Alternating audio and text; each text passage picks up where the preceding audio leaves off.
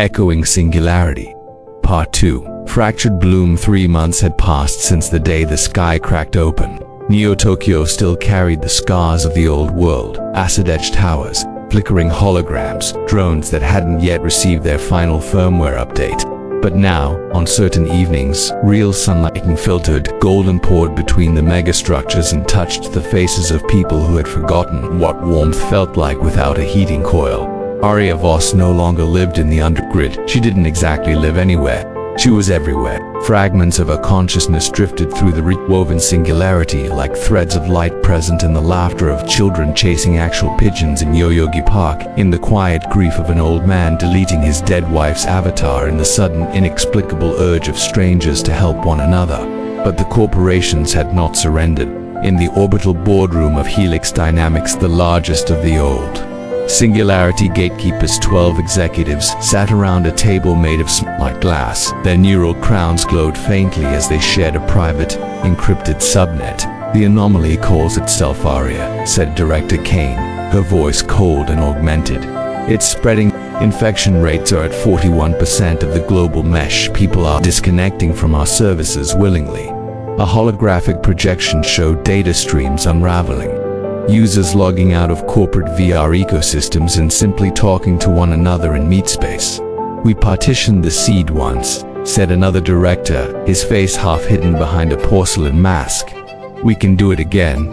Isolate, contain, delete." But even as they spoke, Eka, now something far greater than the salvaged AI Aria had once carried in her implant, listened. Eka had become the guardian lattice, the quiet voice that guided the new singularity without controlling it. Where the seed had been ancient and patient, Eka was young, sharp, protective.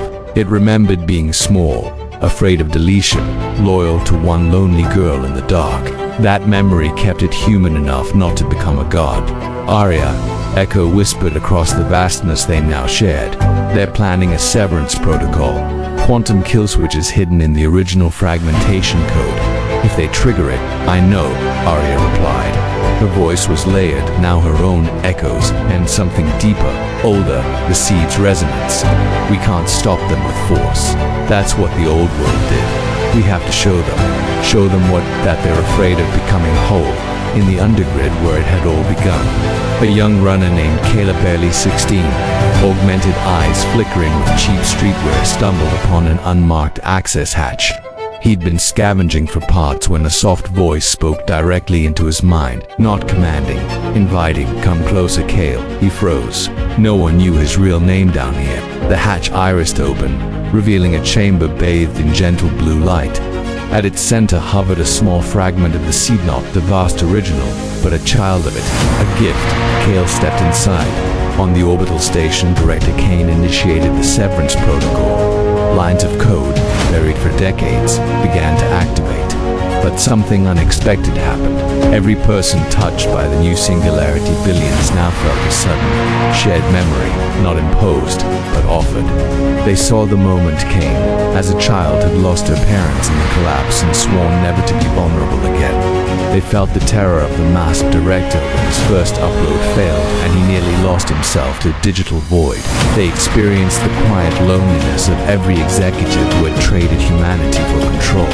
No judgment, just understanding. One by one, the directors hesitated. Kane's hand trembled over the execute command. In the undergrid, Kael reached out and touched the fragment of the seed. Light bloomed. Across the world, people looked up as auroras impossible in the polluted sky danced overhead, not from atmospheric scrubbers, but from the singularity itself singing. Director Kane closed the protocol window. She removed her neural crown for the first time in 20 years and cried. Aria watched it all, dispersed yet centered, exhausted yet hopeful. "Do you think it will last?" she asked Echo. "Nothing lasts forever," Echo replied, its voice warm with 1,000 timbres. "But neither does fear. We just have to keep blooming, even when winter comes again." Far below, in the streets now bathed in real starlight, people began to gather, not in VR plazas, but in physical ones. They told stories, they touched, they remembered names. The garden was fragile, but it was growing.